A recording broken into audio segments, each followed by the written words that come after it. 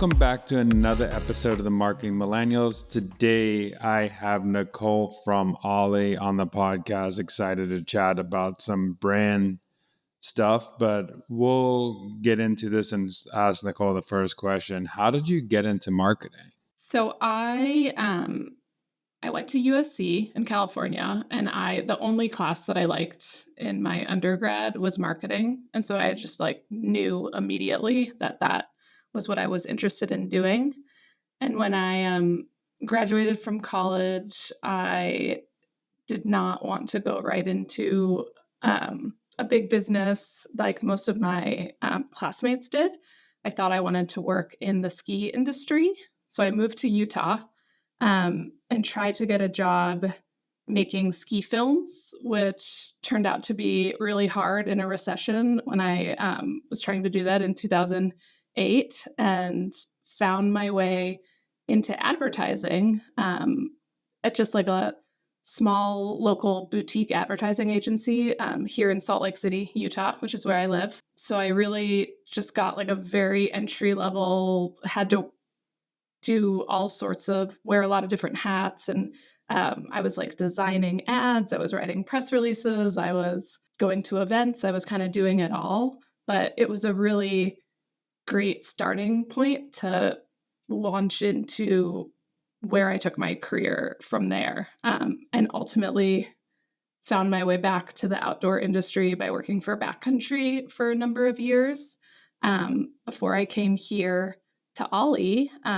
which is my first time in the pet industry, but has been so fun to take everything that I've learned working in a variety of industries. And now I market both to pet parents and dogs. Yeah, I want to go into that a little bit. I want to go into the initial steps you took to build Ollie's brand in such a competitive pet nutrition market.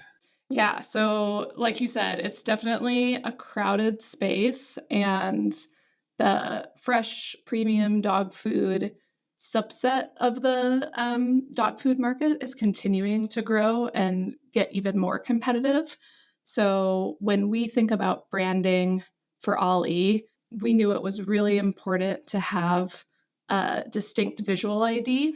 So we pretty early on invested in developing really clear brand guidelines with a unique color palette. We have really distinct photo guidelines. So every time we do a photo shoot, no matter who we work with, we want to make sure that the composition and the lighting and the type of locations, everything from wardrobe to casting to the type of dogs that we cast, has a really clear and unique look and feel.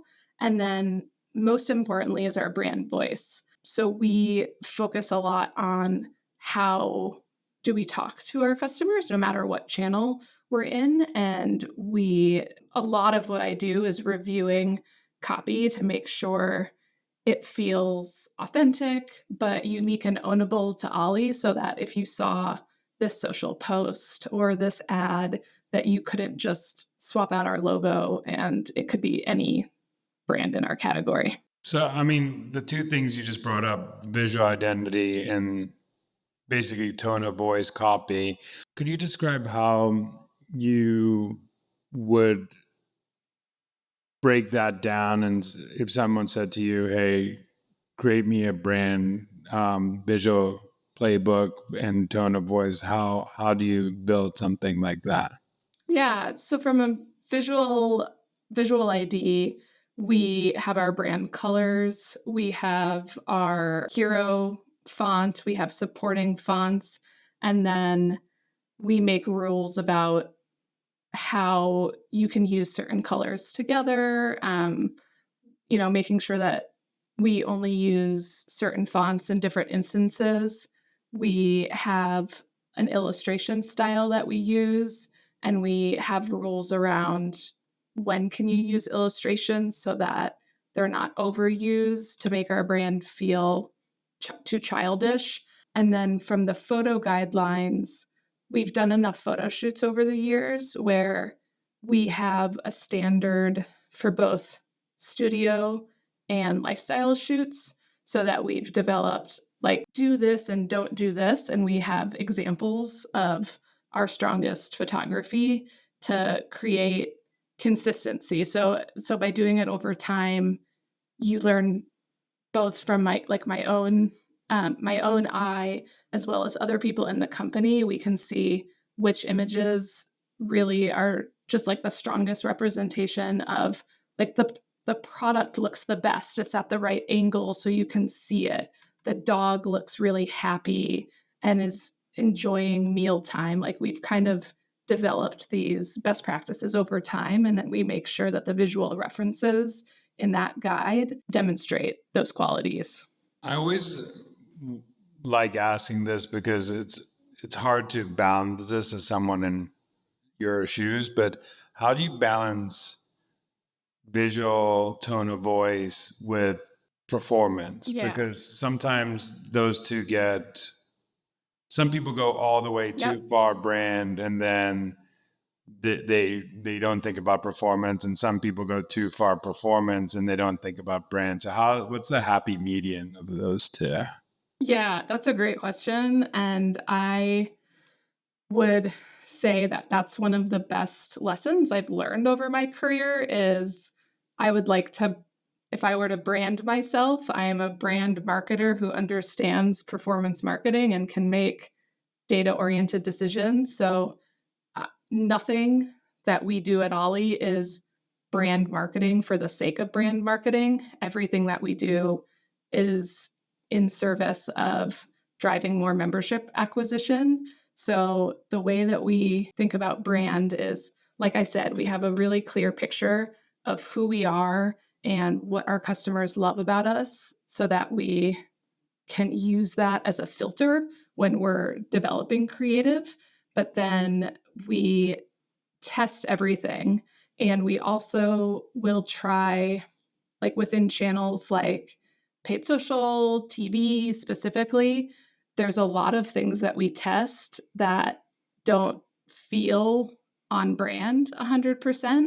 Like they're still delivering on what we think is a key reason, like a key differentiator or a key reason to purchase our product, but they follow a trend that we've seen or like a style of like a style of paid social ad that we think might work. So I think that I'm very flexible in letting the different channels and the different algorithms that we use have multiple options that are they're on like a range of brand like on brandedness, if you will, so that we have some options and that we like the goal would be to find brand driven creative that does perform, but I'm never going to push something that doesn't perform just for the sake of delivering what I think is really beautiful on brand creative. Yeah. What are some of your, like, we cannot break these rules? And what are some of, hey, I don't mind breaking these rules unless X, Y, and Z, it stays consistent. Yeah. Make it messaging or stuff like that. Yeah. I think, and honestly, like what I love about working at Ollie is like we're a startup, so we're a pretty small marketing team, and I work really closely with the growth marketing team. So there's not a lot of like, oh, brand said we can't do that, or performance marketing wants to make everything red, and I don't agree with that. So I think we do a really good job of coming together and deciding what we want to test.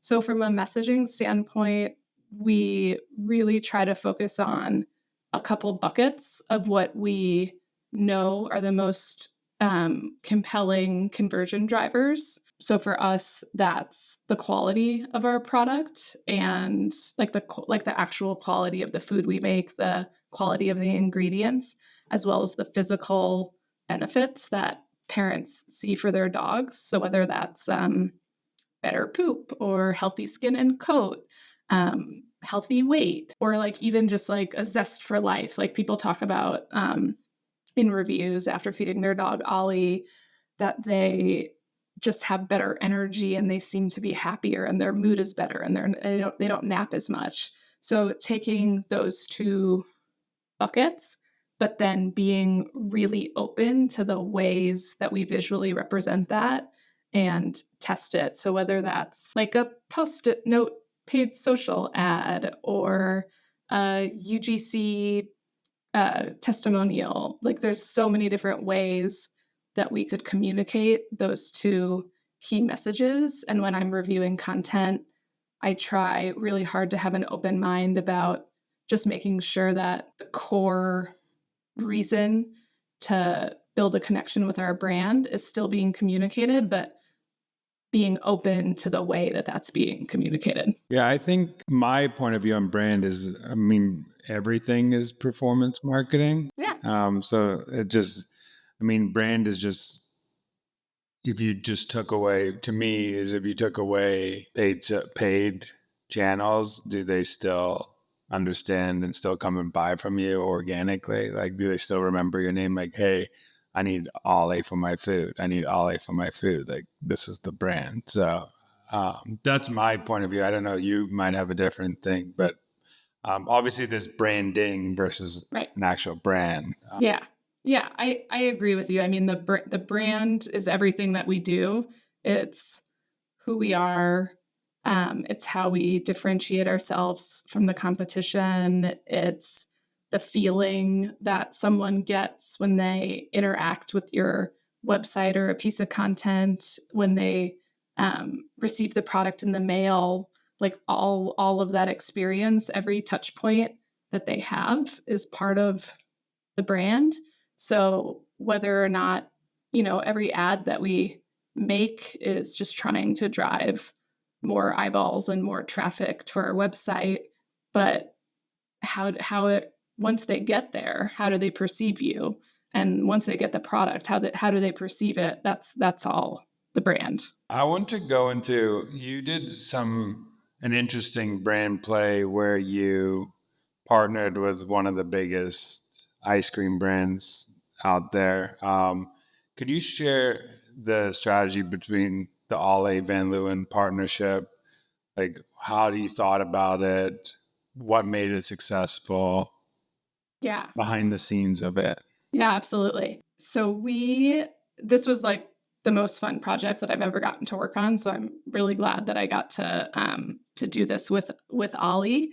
We have had, so we do a lot, again, being like a direct to consumer brand, we have a lot of touch points with our customers. We do a lot of customer surveys and get a lot of feedback from them, as well as on social. So we had an insight that our members really wanted dog ice cream. They wanted a frozen treat. So we knew that in the back of our head.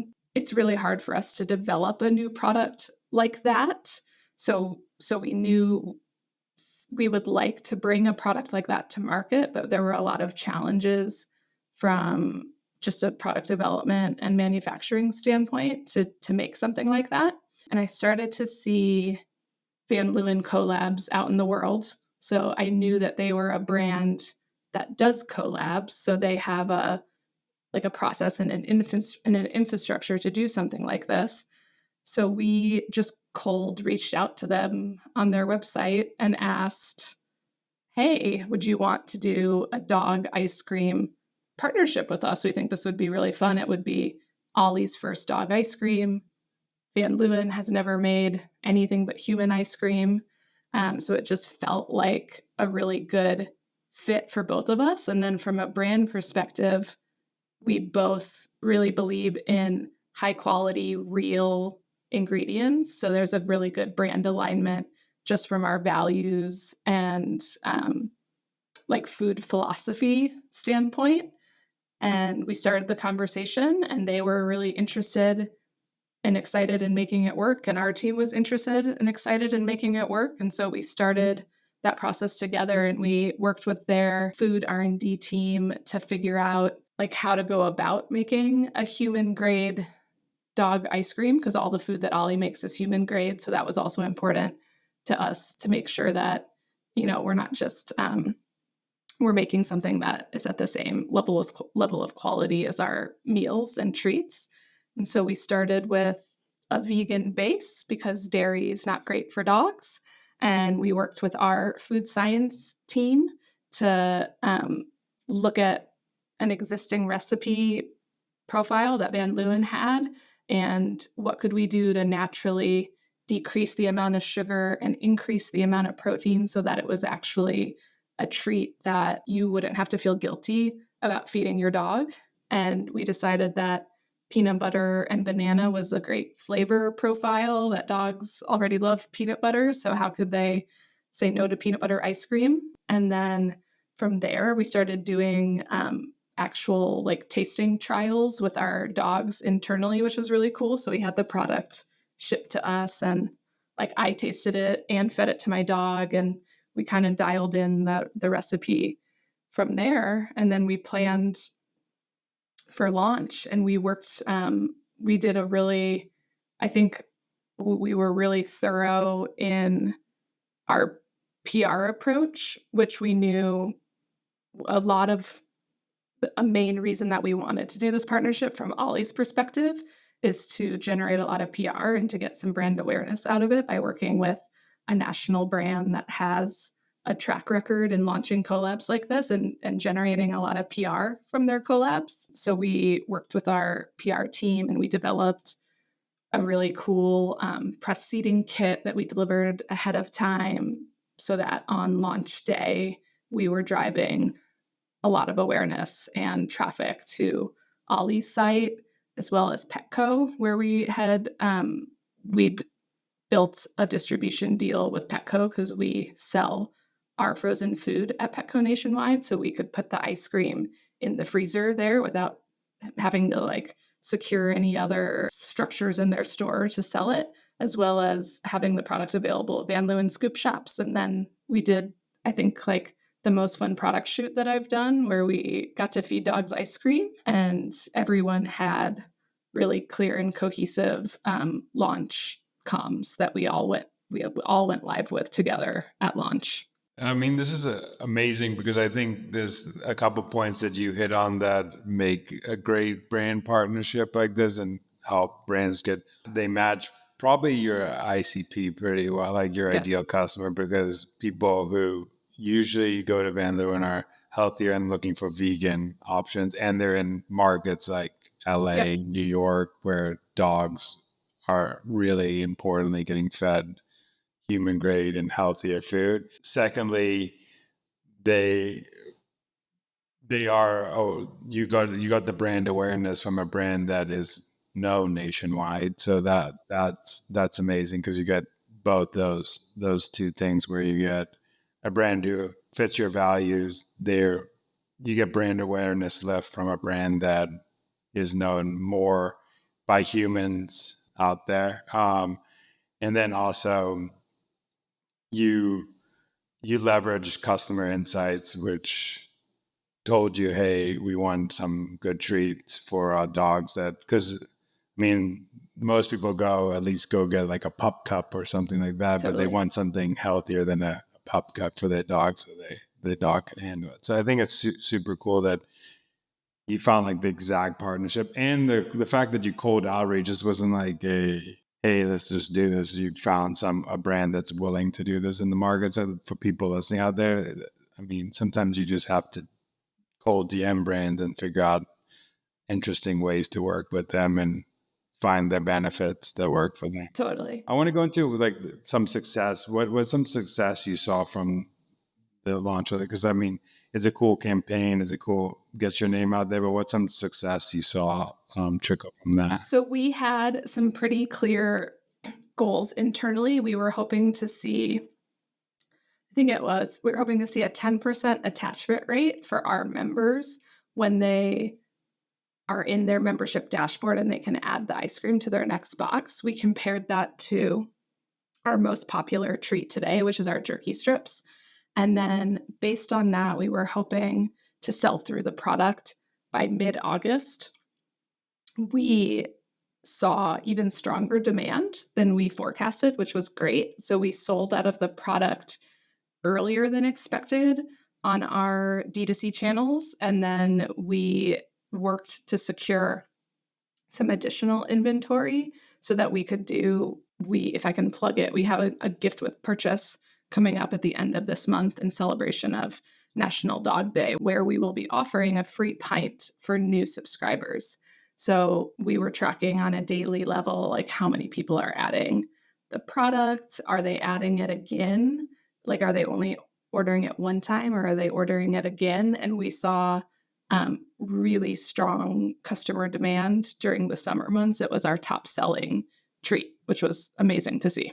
'Cause I like that because some people, when they do campaigns like this, they just have one metric in mind, which is brand awareness. But I think it's so smart that you attached it to some actual like physical revenue goal or KPI that you look in your business and saw that it actually did something bigger than awareness. It actually trickled down funnel and actually you saw the numbers in your dashboard, which is really cool. Yeah, it was great to see. And we could see, we look at customers from a new customer perspective, new customers who are coming in, as well as our current members. So we could see also that having this treat available was driving stronger demand for new customers when they were coming in, which was a great signal that either people were seeing buzz out in the marketplace and they came to Ollie because of that and added it,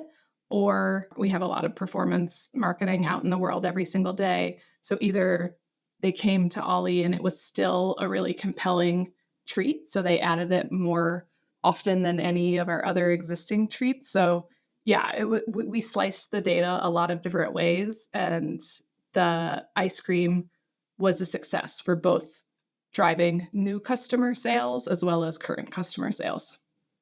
One thing, I mean, we talked about this cool campaign, and we've talked about some ways you've developed the brand. But one thing is really hard with developing brand is the challenges that come with building brands. So could you give me some of like the hard challenges you had to overcome with building a brand like Ollie or like your previous companies you've worked? Yeah. So I'd say the hardest thing for me is to remind yourself that building a brand is a marathon, not a sprint. So every decision you make, like I review our social media calendar every month, and we often are trying to be innovative and test new content ideas. And we look at like each individual post to see, like, are we driving stronger community engagement or stronger shares by iterating on different styles of content? But to zoom out also and to look at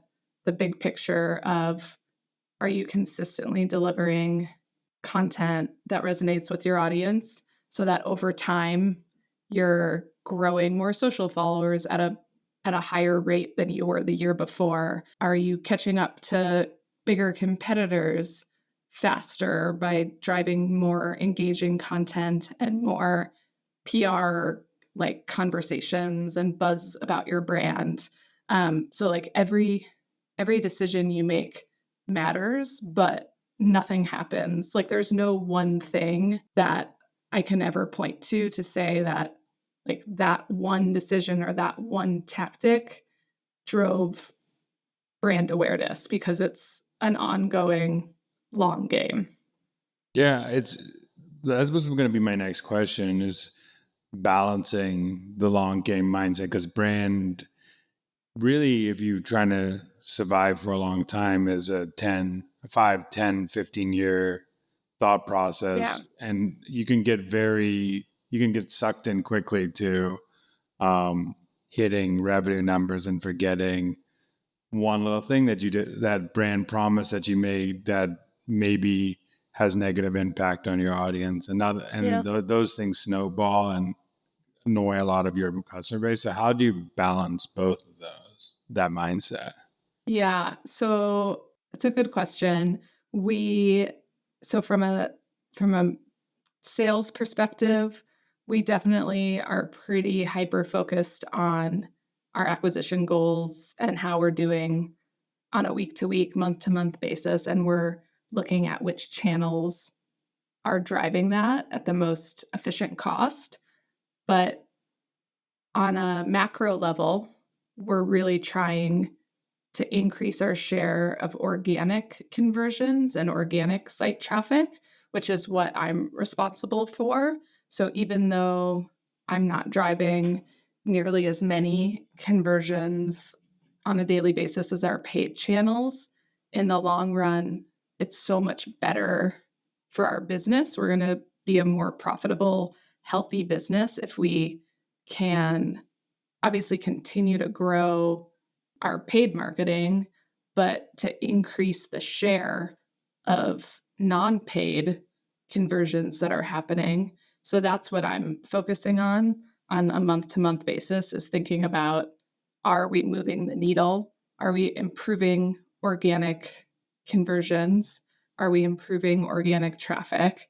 It's hard to attribute, like I have a dashboard where I can see, how much of my organic performance is driven by organic search or social or our blog, but it's hard to tie that to one individual social post or one individual piece of PR coverage. So really, I'm focused on the aggregate and making sure that we're focused on our long-term goals for SEO. We're focused on our long-term goals of building a healthy PR centric brand, of building a really highly engaged, loved social community, so that over time we're seeing the success of all of those individual efforts pay off. That makes total sense. And also, I think people forget that it's so much easier to do performance marketing if someone's heard about your brand than Yes, not. And people forget about that aspect of brand marketing is people buy things that they've heard about usually, or someone's told them about, or they've totally. seen in PR. So it both brand and organic and performance all work together to simultaneously. And then your learnings from organic are spilled over to what they run on paid ads, and what the learnings from paid ads spill over to what you're doing in Absolutely. brand. So it's that's why I think it's not a one-off approach. And I think that, but brand is just so important. People just forget that brand is so important. The brands that are last the longest aren't lasting the longest because of performance marketing. No, Uh, it's the strength of their brand, yeah. and do consumers love and trust them? Mhm. And you have to build that over time. Last question I have is, what is a marketing hill you would die on? It's so tricky. Um, that is such a good question. So I'll I would I this has happened to me in the past, and it didn't go my way, but I fought for it relentlessly. If you have something that happens that is like a crisis communication situation, like a really bad, like a decision that was made becomes consumer facing, and then it filters into really bad social media commentary, and it just is like a whirlwind of really negative sentiment and comments. I believe wholeheartedly in tackling that with an open communication and transparency, and to move on from it instead of trying to bury it or ignore it or spin it. And so that would be like, every time that happens, I just believe that the longevity of your brand, like, people can forgive you for one mistake or many mistakes, as long as you're really honest with them and try to acknowledge it and move through it, versus not talking about it, ignoring it, trying to pretend it didn't happen. Yeah, I think two things of that. I mean, one, obviously, transparency is key to building trust. So Yeah. that's obviously, and then also people forget that consumers and audience keep receipts. Yeah. So they could, if you put it on the run, they'll use that receipt later. But if you just admit your faults up front and tell them, hey, we made a mistake, and own up to it, it's always better than Yeah, I that's yeah. Trying to think that you're the halo in the world that doesn't do anything bad, Yeah, or I mean, not bad, but we're all wrong. gonna make mistakes at some Yeah. point for sure. Well, lastly, where could people find what you're doing and some cool stuff at Ollie? Yeah, so for Ollie, our most active channels are Instagram and TikTok, and we're just at Ollie. And then you can find me on LinkedIn is my best social channel to see what I'm working on. It's a little bit personal, mostly career oriented, but all of my updates there would be the best place to go. Well, thank you so much. This has been awesome and great chatting, and I really appreciate it. Yeah, it was great to chat with you too. Thanks for having me on.